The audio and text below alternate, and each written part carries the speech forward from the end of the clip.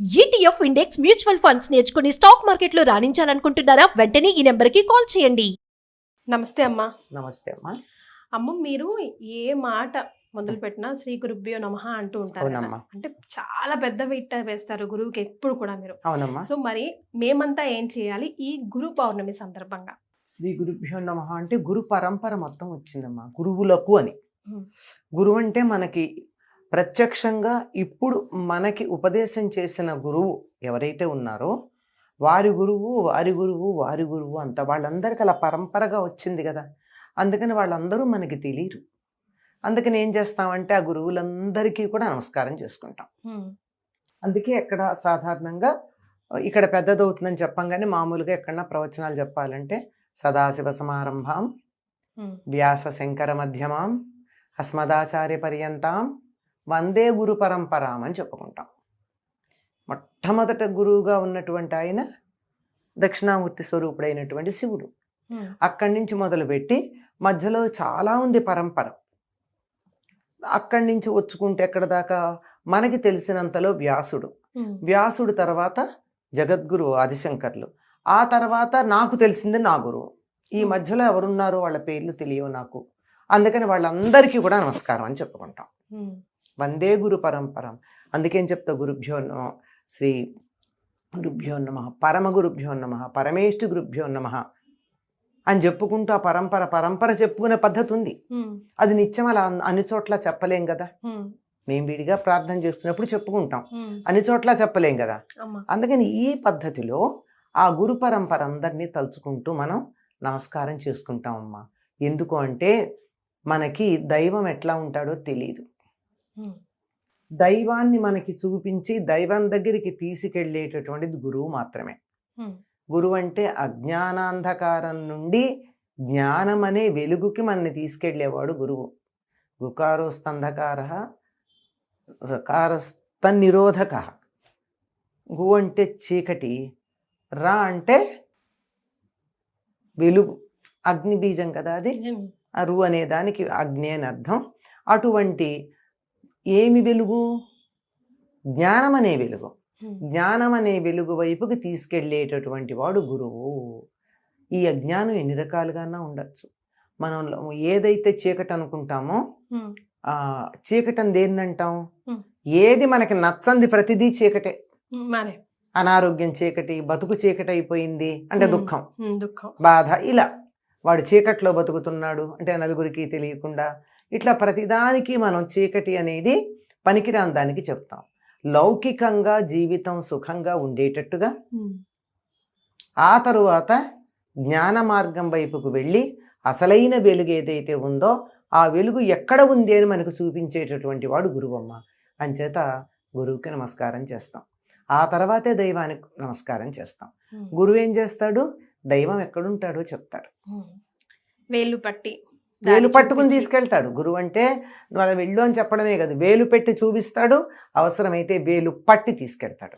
అటువంటి వాడు గురువు. ఈ గురు పౌర్ణమినే ఎందుకు మనం గురు పౌర్ణమిగా కొలుస్తాం? ఆషాఢ పౌర్ణమినే ఇప్పుడు చెప్పాను కదా, సదాశివ సమారంభం వ్యాస శంకర మధ్యమాం అని చెప్తాం. ఆ వ్యాసుడు అనేటటువంటి ఆయన్ని గురుస్థానంలో కూర్చోబెట్టినటువంటి రోజు గురు పూర్ణిమ. ఆయన జన్మించినటువంటిది వైశాఖ శుద్ధ పూర్ణిమగా చెప్తారు. ఆయన సత్యవతికి కుమారుడుగా జన్మించాడు. సత్యవతి దాసరాజపుత్రిగా కనపడుతుంది మనకి, పల్లెకారుడు.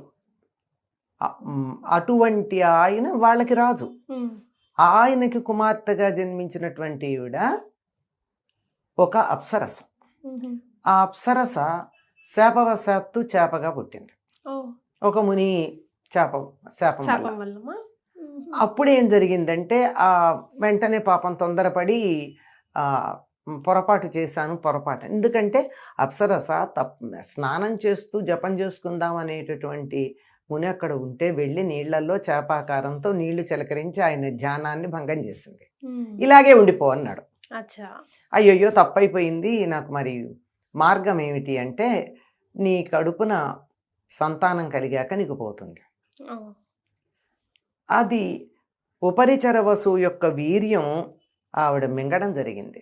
ఆయన తన భార్యను తలుచుకుని తన వీర్యాన్ని వృధా చేయకూడదని భార్యకి పంపిస్తూ ఉంటే ఒక పక్షి మెడకి కట్టి ఇంకొక పక్షి అది మాంసం అనుకుని దీన్ని తీసుకోవడానికి తొందరపడి తగాదా పడితే అది కాస్త కింద పడింది. కింద ఉన్నటువంటి కొలంలో ఉన్న ఈ చేప చేప. మింగేస్తుంది.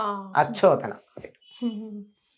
రాసి పెట్టుంటే ఎక్కడి అది నుంచి ఎలా అయినా తప్పదు. వచ్చేస్తుంది కదా. అది దాంట్లో 2 పిల్లలు లోపల కవల పిల్లలు తయారయ్యారు.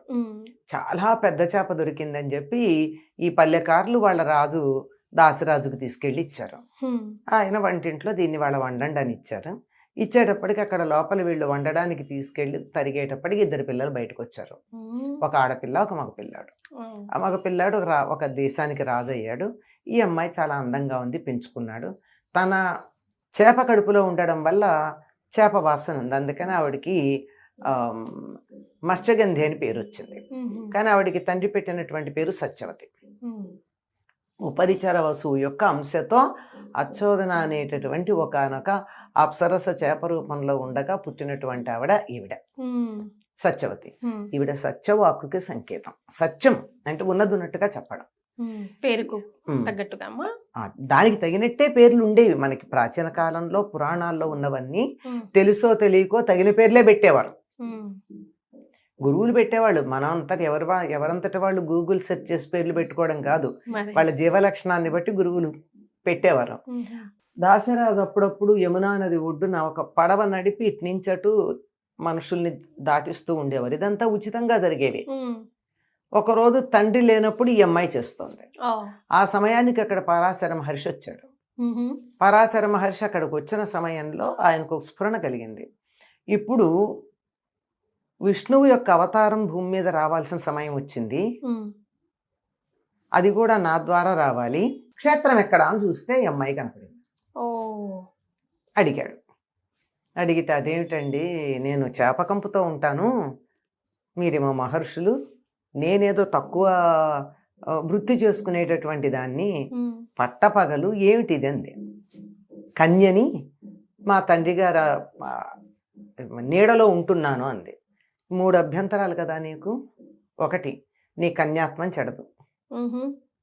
2, నీకు అసలు ఆ చేప వాసన ఉండదు, యోజన దూరం వరకు నీ దగ్గర మంచి వాసన వస్తుంది.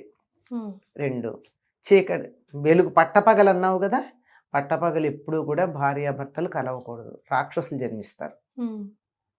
అందుకని అక్కడ చుట్టుపక్కలంతా చీకటి చేసేసాడు, రాత్రి అయినట్టు. అప్పుడు ఆవిడని అలా స్పృశించాడు. స్పృశించగానే ఆవిడ కుమారుడు కలిగాడు. స్పర్శ మాత్రం. ఆ కుమారుడు యవ్వనంతో ఉన్నాడు. తల్లికి నమస్కారం చేశాడు. అమ్మ తపస్సు చేసుకోవడానికి వెళ్తానన్నాడు. ఈ మహర్షి పని అయిపోయింది, వెళ్ళిపోయాడు. ఇతడు వెళ్ళిపోతానన్నాడు. అదేమిటి నాయన అంది. నీకు ఎప్పుడు కావాలంటే అప్పుడు నేను వస్తాలే అని వాగ్దానం చేసి వెళ్ళిపోతాడు. అసలు ఏ కార్యక్రమం జరగలేదు ఆయనకి, నామకరణాలు ఇత్యాదులన్నీ. ఆయన్ని కృష్ణద్వీపానికి వెళ్ళాడు గనక కృష్ణద్వైపాయనుడు అని పేరు పెట్టారు. మనం తర్వాత అనుకోవడం. సత్యవతికి కన్యాత్వం పోలేదు, ఎందుకంటే స్పర్శ మాత్రంతో జన్మించాడు తప్ప భౌతికమైనటువంటి మనం అనుకునేటటువంటి సంయోగం వల్ల కాదు. పుట్టినవాడు మరి అలా అనుకుంటే పుట్టంగానే తపస్సుకు వెళ్ళిపోతానని ఎట్లా అంటాడు? అది ఆ వెళ్ళిపోయినటువంటి అతను తరువాత వేదాలను వ్యాసీకరించడానికి తపస్సు అంతా అయ్యాక ఆయన చేయడం జరిగింది. వేదాలను వ్యాసీకరించినందువల్ల ఆయనకి వేదవ్యాసుడు అనే పేరు వచ్చింది. వ్యాసీకరణం అంటే వాటికి విభజించి చెప్పడం. రాసులుగా ఉన్న వేదాన్ని చక్కగా విడదీసి, ఇవి పాడుకునేందుకు అనువుగా ఉండేవి, ఇవి దేవతా స్తుతిపరమైనటువంటివి, ఇవి నిత్యనైమిత్తిక క్రియలకు సంబంధించినవి, ఇవి మిగిలినటువంటి శాస్త్రాలకు సంబంధించినవి 4 భాగాలు చేసి ఈ 4 భాగాల్ని చదువుకునేందుకు వీలుగా క్రమబద్ధంగా అరేంజ్ చేశాడు. అది చేసిన తర్వాత ఈ పని చేయడానికి ఆయన పనికి పిలిచి కూర్చోబెట్టినటువంటి రోజు ఏదంటే ఆషాఢ శుద్ధ పూర్ణిమ. ఇవాళ పిలిచి ఆయనకి పట్టం కట్టారు. వ్యాస పట్టం కట్టినటువంటి రోజు గనక వ్యాస పూర్ణిమ అని. అంటే సాధన చేసినటువంటి వారు తపస్సు, చదువు ఇత్యాదులన్నీ అయిన తర్వాత వారికి ఒక చక్కని గురుస్థానం ఇచ్చేటటువంటి రోజు గురు పూర్ణిమ. సృష్టి ప్రారంభంలో మొదటి మహాయుగంలో చతుర్ముఖ బ్రహ్మ 4 ముఖాల నుండి 4 వేదాలు ఒకేసారి వస్తున్నాయి. వస్తూ ఉంటే అన్నీ ఆయన అనేస్తూ ఉన్నాడు. అలా అంతా వ్యాప్తి చెందుతున్నాయి. ఎక్కడెవరూ భద్రపరచట్లా. అప్పుడు ఎలాగా భద్రపరచటం అంటే విష్ణువు తన అంశతో ఒక ఆయన్ని సృష్టించి 4 భద్రపరచమన్నాడు. ఒకేసారి 4 ముఖాల నుంచి వచ్చేటటువంటి 4 వేదాలని విన్నదాన్ని విన్నట్టుగా భద్రపరిచాడు. ఆయన పేరు అపాంతరతముడు. ఈ అపాంతరతముడు స్వయంగా విష్ణు స్వరూపం. అందువల్ల ఆయనకి ఏం చెప్తాడు, నువ్వు ఈ పని చేసావు గనక ప్రతి మహాయుగంలోనూ ద్వాపర యుగం అయిపోతూ కలియుగం రాబోయే ముందు నువ్వు అవతరించి వేదాలని కలియుగంలో మనుషులకి తెలివి తక్కువ గనక వాళ్ళకి అర్థమయ్యేటట్టుగా 4గా విభజించు అని చెప్పాడు. అలా విభజించి చెప్పినటువంటి దానికి వ్యాసం అంటారు. ఏదైనా సరే మనం ఒక టైటిల్ ఇచ్చి దాన్ని వ్యాసం రాయమంటే మనం అంతా అనలైజ్ చేస్తాం కదా, ఆ రకంగా చేశాడు గనక ఆయన వ్యాసుడు. ఇది 28వ మహాయుగంలో ద్వాపర యుగం చివర తర్వాత ఈ అపాంతరతముడు ఈ కృష్ణద్వైపాయనుడిగా జన్మించాడు. ఆయనకి వ్యాసపట్టం కట్టినటువంటి రోజు ఈ ఆషాఢ శుద్ధ పూర్ణిమ. అందువల్ల ఈనాడు ఎవరెవరైనా సరే తమకి గురువులని భావించుకున్నటువంటి వాళ్ళని గౌరవించి వారి యొక్క ఆశీస్సులు తీసుకుంటే గురువు యొక్క అనుగ్రహం మన మీద ఉండి జ్ఞానం బాగా లభ్యమవుతుంది అని పెద్దలు చెప్తారు.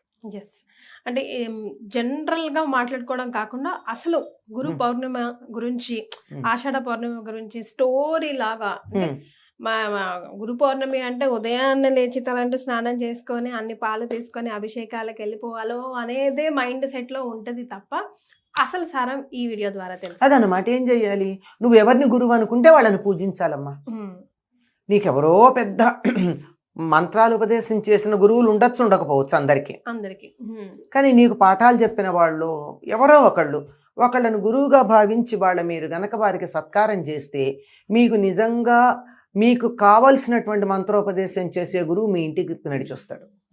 అది ముందు పేరెంట్స్కి చేసుకుందాం కదమ్మా. అంతే కదమ్మా. తొలి గురువు తల్లి కదా, తల్లే కదా గురువు. ఆవిడే తీసుకెళ్తుగా మీ నాన్నను చూపిస్తుంది. ఏ రకంగా అయితే గురువు దైవాన్ని చూపిస్తాడో తల్లి తండ్రిని చూపిస్తుంది. అంతే. అంచేత తల్లికి నమస్కారం చేయండి, తండ్రి కూడా గురువే, నమస్కారం చేయండి. మీకు పాఠం చెప్పిన ఆయన గురువే, నమస్కారం చేయండి. అది అమ్మ, నాతో పాటు సుమన్ టీవీ చూస్తున్న వాళ్ళందరికీ నో డౌట్ మీరే గురువు, అందుకే మొదటి నమస్కారం మీకే. నమస్తే అమ్మ, సంతోషం. ఆ పరమ గురువులకి ఈ నమస్కారం చెందుగాక. సంతోషం. నమస్తే.